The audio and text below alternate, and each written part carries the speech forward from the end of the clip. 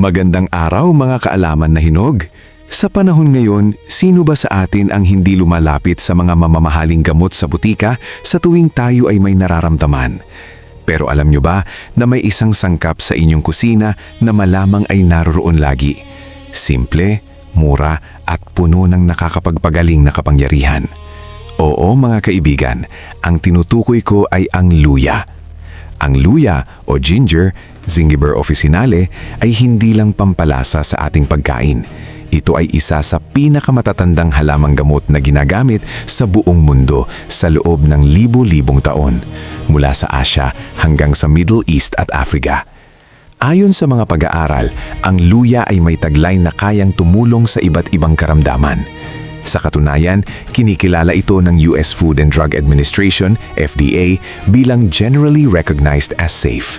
Kaya sa video na ito, ibabahagi ko sa inyo ang 10 sakit na kayang pagalingin o mapabuti ng luya, batay sa mga siyentipikong pag-aaral at klinikal na ebidensya. Panguna sa ating listahan, osteoarthritis, sakit sa kasukasuhan. Ang osteoarthritis ay isa sa pinakakaraniwang uri ng arthritis na nagdudulot ng pananakit at pamamaga ng mga kasukasuhan, lalo na sa tuhod at kamay. Sa isang klinikal na pag-aaral sa Ukraine noong 2025, ang mga pasyenteng uminom ng 1,200 mg luya extract araw-araw sa loob ng 6 na buwan ay nagpakita ng 60% pagbaba ng pananakit ng tuhod at kamay. Bumaba rin ang kanilang pag-asa sa pain relievers. Sa isa pang pag-aaral sa Korea, ang steamed ginger extract ay nagpakita ng makabuluhang pagbuti ng functional ability ng mga may osteoarthritis ng tuhod. Ang payo ko, subukan ang regular na luya tea. Pakuluan ang ilang hiwa ng luya sa tubig at inumin 2 beses araw-araw. Pero kung may iniinom kayong blood thinners, kumonsulta muna sa doktor. Pangalawa sa ating listahan, pagduduwal at pagsusuka. Ito ang pinakakilalang benepisyo ng luya. Ayon sa MSD Manual, isa sa mga nangungunang medical references, ang luya ay epektibo para sa pagduduwal na dulot ng pagbubuntis at post-operative nausea.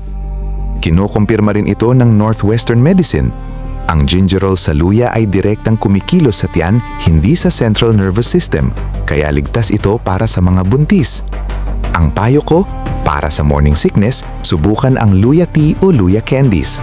Pero kumonsulta muna sa inyong doktor bago uminom ng anumang herbal supplement habang buntis. Pangatlo sa ating listahan, impeksyon, antibacterial at antiviral. Alam niyo bang ang luya ay kayang labanan ang bakterya at virus? Ayon sa isang comprehensive review sa PMC, ang gingerol ay napatunayang epektibo laban sa oral bacteria na nagdudulot ng gingivitis at periodontitis. Epektibo rin ito laban sa respiratory syncytial virus or RSV na nagdudulot ng impeksyon sa baga. Ang payo ko, sa panahon ng ubo at sipon, magluya tea. Makakatulong ito hindi lang sa pag-init ng katawan, kundi sa paglaban sa mismong impeksyon. Pang-apat sa ating listahan, muscle pain at soreness.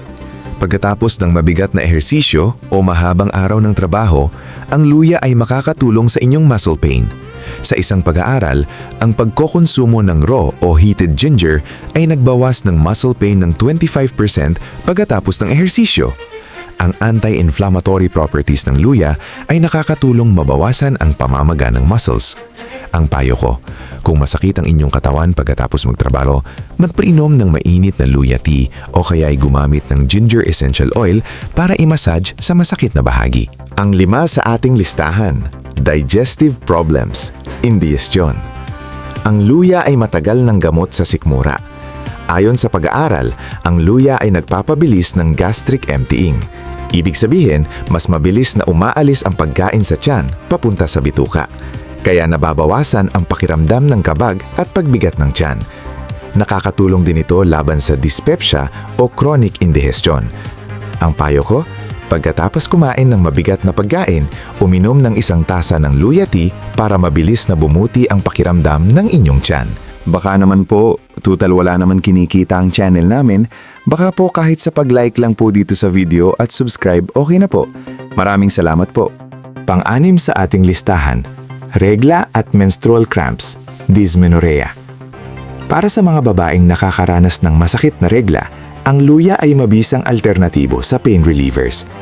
Sa isang pag-aaral noong 2024, ang mga babaeng uminom ng ginger powder capsules sa unang 3 araw ng kanilang regla ay nagulat ng makabuluhang pagbaba ng pain intensity kumpara sa placebo group. Ang anti-inflammatory at pain-relieving properties ng luya ay direktang kumikilos sa mga cramps. Ang payo ko, sa unang araw ng regla, subukan ang mainit na luya tea. Makakatulong ito hindi lang sa sakit, kundi sa pag-relax ng katawan. Pang-7 sa ating listahan, mataas na kolesterol. Ang luya ay may kakayahang magpapababa ng masamang kolesterol sa katawan. Sa isang meta-analysis ng 60 clinical na pag-aaral, ang luya supplementation ay nagpakita ng makabuluhang pagbaba ng triglyceride levels at pagtaas ng good cholesterol. Ang mga aktibong sangkap ng luya ay nakakatulong pigilan ang cholesterol absorption sa bituka at pabilisin ang excretion nito. Ang payo ko, kung kayo ay may mataas na kolesterol, isama ang luya sa inyong daily diet. Pwede sa sabaw, tsaa, o kaya'y gawing katas. Pero huwag itigil ang inyong maintenance medication nang hindi kumukonsulta sa doktor. Pang-8 sa ating listahan, mataas na blood sugar, diabetes. Isa ito sa pinakamahalagang benepisyo ng luya. Sa isang pag-aaral noong 2024, ang mga type 2 diabetic na uminom ng ginger supplements sa loob ng 12 linggo ay nagpakita ng makabuluhang pagbaba ng fasting blood sugar at HbA1c levels. Ang luya ay nagpapabuti ng insulin sensitivity at nagpapataas ng glucose uptake sa muscles. Ang payo ko, para sa mga may diabetes, ang luya ay mainam na supplement, pero tandaan na hindi ito kapalit ng insulin o diabetes medication. Regulang na subaybayan ang inyong blood sugar at kumonsulta sa doktor. Pang-9 sa ating listahan, pamamangga ng lalamunan at ubo.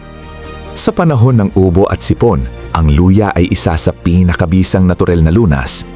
Ayon sa isang pag-aaral, ang ginger tea ay may anti-inflammatory effect sa respiratory tract na nakakatulong mabawasang ang pamamaga ng lalamunan at pag-ubo. Ang gingerols nito ay nagpapalawak ng daanan ng hangin at nakakatulong maglabas ng plema. Ang payo ko, magluya tea na may kasamang pulot-pukyutan o honey, 1 kutsarang luya juice, 1 kutsarang honey at mainit na tubig. Inumin 2 beses sa isang araw para sa mabilis na ginhawa. At ang pang-10 sa ating listahan, Alzheimer's disease o proteksyon sa utak. Ito ang pinakakapana-panabak na benepisyo ng luya, ang kakayahan nitong protektahan ang utak laban sa pagtanda. Ayon sa mga pag-aaral, ang gingerols at shoga oil sa luya ay may neuroprotective properties na bumipigil sa oxidative stress at inflammation sa utak, 2 pangunahing sanhi ng Alzheimer's disease. Bagaman kailangan tarang mas maraming pag-aaral sa tao, ang initial research ay napaka-positibo.